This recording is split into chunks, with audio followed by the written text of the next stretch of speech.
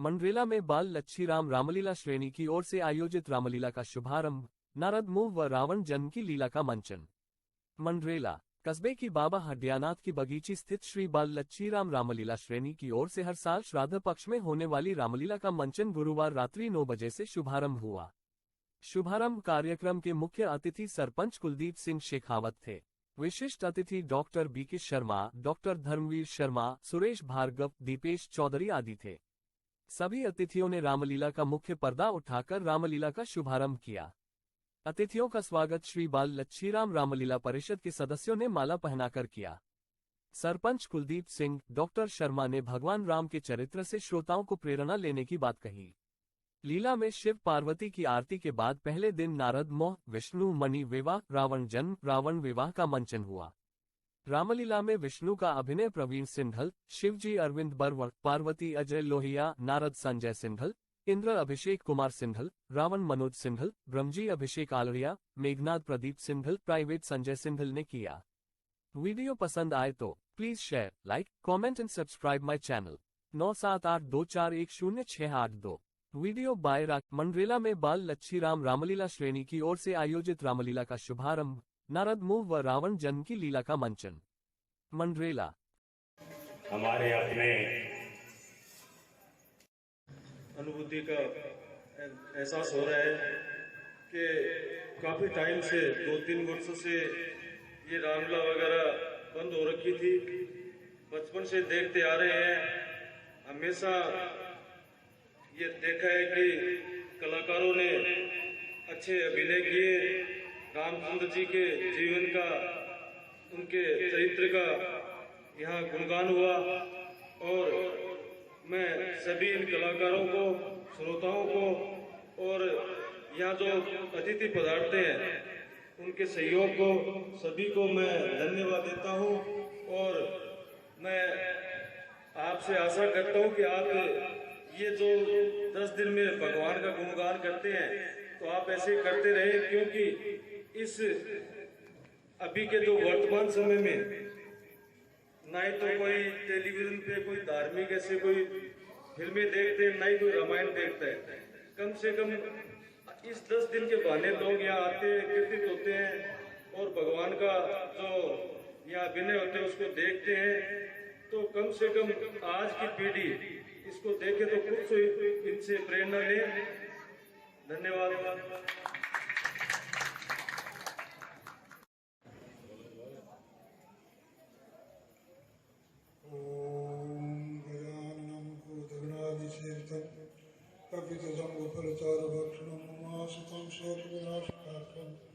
नमामि विघ्नेश्वर पादपंकजं। मंगलम भगवान विष्णु मंगलम गरुड़ध्वज मंगलम पंडिताक्षं मंगलास्तनोहरि। प्रथम प्रणाम करता हूँ इस स्थान के देवता हड्डियानाथ बाबा को, ये संतों के तपोभूमि। उन्हें प्रणाम करता हूँ लच्छीराम बाबा को, जिनकी ये कर्म स्थली रही है। प्रणाम करता हूँ इस सभा में पधारे हुए सभी बुजुर्गों को, सभी कार्यकर्ताओं को, जो इस भगवान राम के चरित्र का यहाँ पर सजीव चित्रण करने के लिए हम सबके को एक जीवन का संदेश देने के लिए 11 दिन तक बराबर यहाँ हम सबके सामने भगवान राम की लीलाओं का मंचन करते हैं। मैं धन्यवाद करता हूँ बालराम श्रेणी के, लच्छीराम बाबा श्रेणी के उन सभी कार्यकर्ताओं का जो इसमें पूरे 1 महीने तक तैयारी करके समाज के अंदर एक सजीव संदेश देने के लिए कि भगवान राम, जिनका चरित्र एक अनुकरणीय उदाहरण है, रामचरितमानस अगर हम देखें तो एक जीवन शैली है जहाँ हम हर पात्र को एक आदर्श पात्र के रूप में देखते हैं। मर्यादा पुरुषोत्तम राम का चरित्र हर जगह हमें जीवन का परिचय देता है, जीवन शैली का परिचय देता है कि एक आदर्श सनातनी का, एक आदर्श भारतीय का जीवन चरित्र कैसा हो, उसका आचरण कैसा हो, इसका हमें वर्णन रामचरितमानस में मिलता है। थोड़ा सा उदाहरण दूं तो वनवास तो रामचंद्र जी को हुआ और पत्नी और पति के प्रति जो प्रेम, उसके कारण भगवान रामचंद्र जी के साथ वन में लक्ष्मण और माता सीता भी साथ गए। ये एक उदाहरण है, एक आदर्श है भाई के भाई साथ भाई के प्रेम का, पति पत्नी के प्रेम का। एक और उदाहरण तो भाई के प्रेम का भरत का, जिसने 14 वर्ष तक बराबर राजपाट को मिलने के बाद भी त्याग करके भगवान राम की पादुकाओं को आसन पर विराजमान करके और उनके सेवक के रूप में राज्य चलाया। ये एक भाई से भाई के प्रेम का उदाहरण ध्यान होगा। केवट का प्रसंग जब आता है तो एक समय जब भगवान राम केवट के साथ नदी पार करते हैं तो नदी पार करने के बाद में भगवान राम के मन में विचार आता है।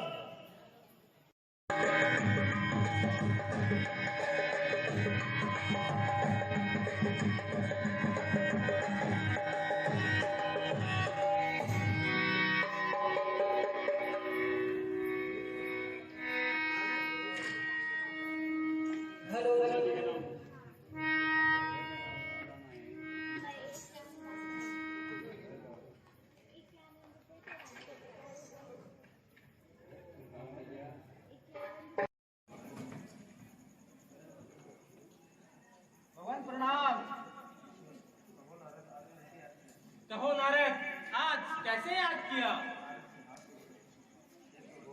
हे प्रभु, देखिए मेरे हाथों में रोटियां पकाते पकाते छाले पड़ गए हैं। हे प्रभु, मुझे घरवाले चाहिए। हे प्रभु, आप मुझ पे कृपा करो। हे प्रभु, आप अपना सुंदर चेहरा आप मुझे दे दिए और मैं किसी भी प्रकार से राजकन्या को नहीं पा सकता। हे नाथ, जिस तरह मेरा हित हो। हे नारद जी, जिस प्रकार आपका हित होगा मैं वही कार्य करूंगा। हमारा वचन असत्य नहीं होता। नारायण नारायण नारायण नारायण नारायण नारायण।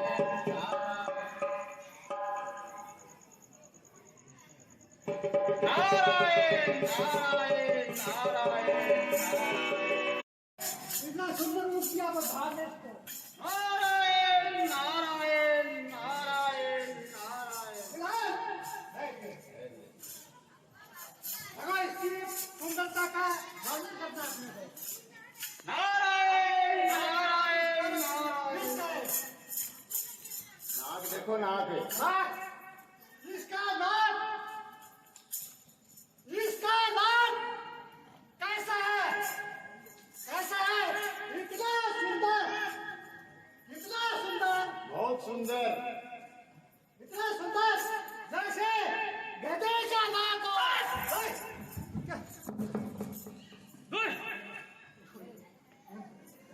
अरे मुनिराज ठहरिए। आज तो इतना सुंदर है जैसे कोई राजकुमार हो। मुनिराज का काम कपट है। समुद्र मंथन के समय तुमने शिव जी को बावला बना दिया और देवताओं को अमृत पान कराया। असुरों को मदिरा और शिव जी को विष देके और लक्ष्मी और मणि को ले ली। आता है वही करते हो, भले को बुरा और बुरे को भला कर देते हो। सबको ठग ठग कर परख लेते हो और अब तुम अत्यंत निडर हो गए हो। इसी में मन में सदा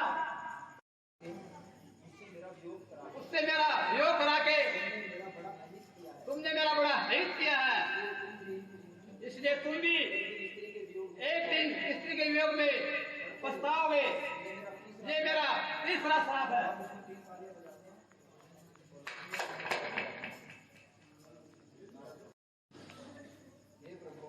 हे प्रभु, मैं अभी लक्ष्मी और मणि को आपके पास देख रहा था। इतनी देर में वह कहाँ गायब हो गई? हे दुख को हरने वाले, मेरी रक्षा करो, रक्षा करो, रक्षा करो। हे प्रभु, मुझसे श्राप निश्चय हो जाए। मैंने आपको अनेक छोटे वचन कहे, मेरे पाप कैसे भूले? जाकर के शंकर के जप नाम का ताप करो, इससे हृदय में तुरंत शांति होगी। शिव जी के समान मुझे कोई प्रिय नहीं है। हे मुनि, शिव जी जिस पर कृपा नहीं करते वो मेरी भक्ति नहीं पाता है। मन में ऐसा निश्चय करके जाकर के पृथ्वी पे विचरो। अब मेरी माया तुम्हारे निकट नहीं आएगी।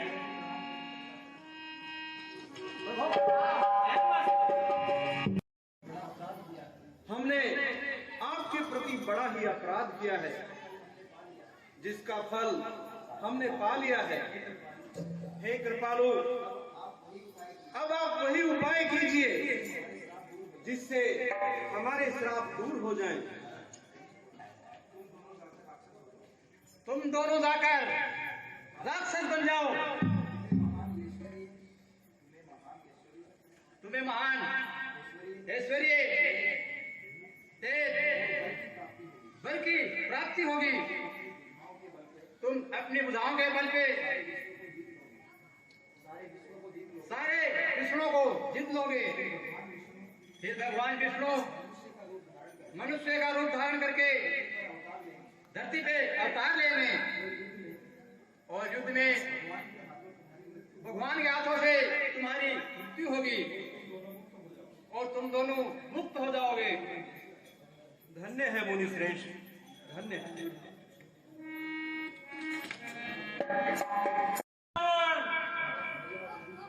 भैया विभीषण, भ्राता कुंभकर्ण और विभीषण,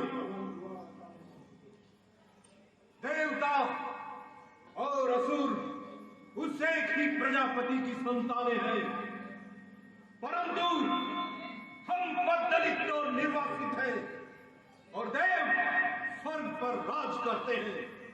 ये सब उस विष्णु की कृपा के कारण हुआ है। वो सदैव अपने छल से हम लोगों को छलताया है, परंतु अब असुर कुल में हमारा जन्म हो चुका है। इसलिए अपनी प्रतिष्ठा को पुनः प्राप्त करने के लिए हमें शक्तियां अर्जित करनी होगी। उसके लिए हमें कठोर तप करना होगा। भ्राता कुंभकर्ण, तुम इंद्रासन मांगना। विभीषण, तुम कोई और अन्य अद्भुत शक्ति मांगना, जिससे हम अपनी खोई हुई प्रतिष्ठा पुनः प्राप्त कर सके और तीनों लोकों में हमारे असुर कुल का राज हो।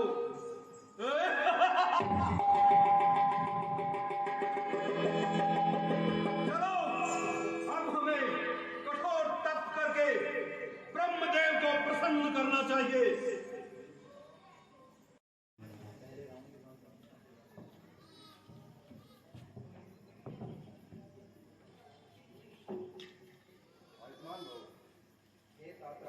हे तात रावण, मैं तुमसे अति प्रसन्न हूँ। तुम वरदान मांगो। ब्रह्मदेव, मेरा प्रणाम स्वीकार कीजिए। हे प्रभु, मनुष्य और वानर इन दो जातियों को छोड़कर मैं किसी अन्य के मारे ना मरूं। ऐसा वरदान दीजिए। ऐसा ही होगा।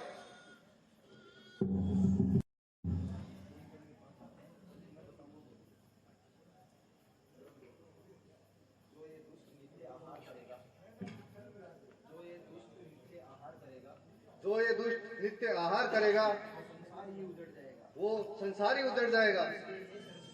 इसलिए हे सरस्वती, इसकी जिह्वा पर सवार होकर इसकी बुद्धि को फेर दो। मैं तुम्हारी तपस्या से प्रसन्न हूँ। तुम वरदान मांगो। हे प्रभु, आप मुझे निंद्रासन दीजिए। 6 मास सोऊं, 1 दिन जागूं। भगवान, मुझे इंद्रासन चाहिए। 1 दिन सोऊं और 6 माह जागूं। दिया हुआ वरदान कभी पलटा नहीं जाता।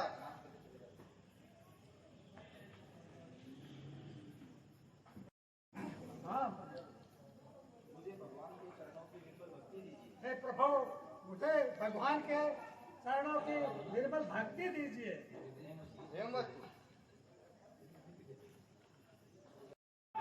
कि मैं चट मारूं और चट जीऊं। मन्ने भी यही देते हो? यो मतलब तो है। मैं तो यही लूंगा।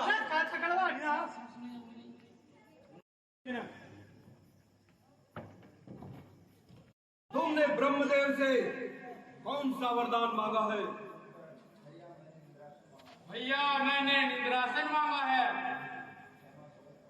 6 माह सोऊं और 1 दिन जागूं। क्या कहा? निंद्रासन मांगा है? मैंने तुम्हें कहा था तुम्हें मेरे इंद्रासन मांगना। अवश्य ही तुम उन छलिए देवताओं की चाल का शिकार हो गए। कोई बात नहीं, जाओ और महलों में जाकर सो जाओ। समय आने पर तुम्हें याद कर लिया जाएगा।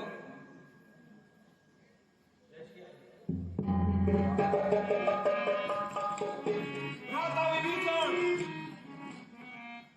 तुमने ब्रह्मा जी से कौन सा वरदान मांगा है? भैया, मैंने भगवान की भक्ति मांगी है। विभीषण, अरे मूर्ख, बल मांगता, शक्ति मांगता, पराक्रम मांगता, जो हमारे असुर कुल के योग्य है। ठीक है, अब जो तूने मांगा वैसा कर। महल के किसी कोने में जाकर अपने प्रभु को याद कर।